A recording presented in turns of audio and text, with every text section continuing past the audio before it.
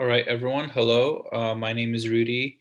This is HCA 701, and this is the 4 Pro group for Trump's administration regulatory changes to the ACA, which have expanded health insurance for US citizens. I'd like to note that these views are not my own, and this is just for the purpose of this class assignment. So in 2017, President Trump decided to sign an executive order that would add more insurance options for Americans. And this included several steps and several regulations that he put in the executive order.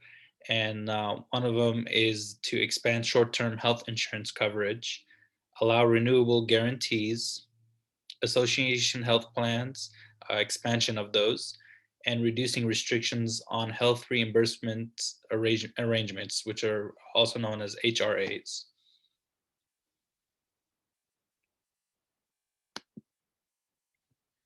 So the Trump administration was for short-term insurance plans and for being able to renew them, guaranteeing that renewal. Um, what they are basically is they allow individuals to get temporary health insurance coverage that offer cheaper premium options than the Affordable Care Act. And these are 12-month coverage plans.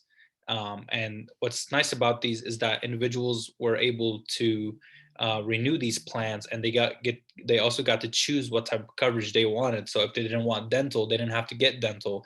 If they only wanted emergency use insurance for serious like accidents, they were able to choose that under those plans. And what was nice about these that President Trump vouched for and put into the regulation is that he allowed renewable guarantees.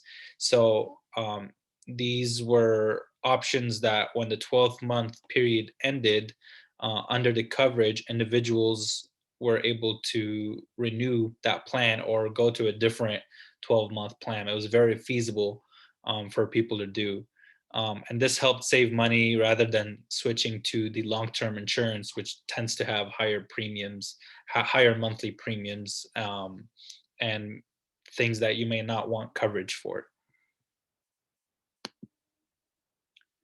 So before this, Obama's administration only covered 3 months of short-term coverage, and this basically had forced Americans to buy longer-term insurance plans with higher premiums, thus resulting in many Americans that were not insured because Americans were like, we don't want a 3-month plan and we don't want a long-term plan. We want an annual plan. So they opted out for not getting insurance rather than getting short-term insurance, which under Obama's policy also offered it was a higher premium. And then under Trump's executive actions, there was longer and cheaper premium coverage options, which insured over 200,000 Americans who were previously uninsured. Also under Trump's executive order were associated health plans. And what they are is it's a type of medical insurance that offers employers that have small companies access to larger corporate companies' same insurance options. So basically, a small company at that time did not have enough coverage or different options than what other larger companies had due to economical reasons, um, and they don't have to pay expensive coverage that is offered under the Affordable Care Act. So smaller companies had more options without paying the high prices that the Affordable Care Act was offering.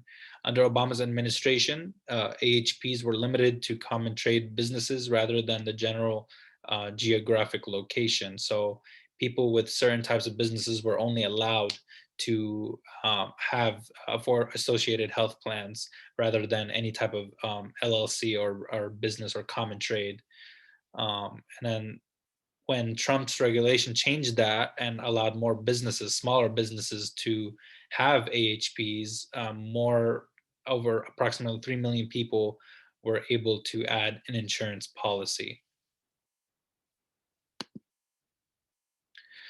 What Trump's what Trump's executive order also did was reduce restrictions on health reimbursement arrangements, also known as HRAs. And what it is, it's basically a spending account provided and owned by an employer. And the policy allows employers to reimburse employees for premium individual medical costs if they do not provide group health insurance. So if an individual employee did not have insurance and went out to get their own insurance, the employer could cover the premium costs of that employee. And this also helped employers by expanding different options for them to be able to get insurance and group plans for their company. Basically, insured many more Americans because of that. And to conclude, Trump's regulatory changes to the Affordable Care Act expanded health insurance options for US citizens. So, one of the different things that we talked about, the 12-month coverage at affordable premiums and gives individual right to choose their own health insurance without any penalties.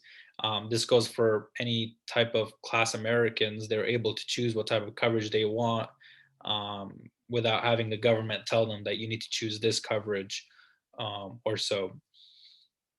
And then it also expanded policies on the association health plans that has allowed employers to offer coverage to employees who need it if they don't already have a group insurance plan.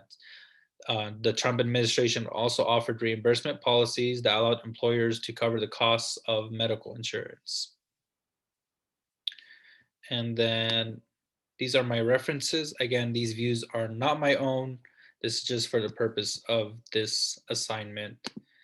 Thank you.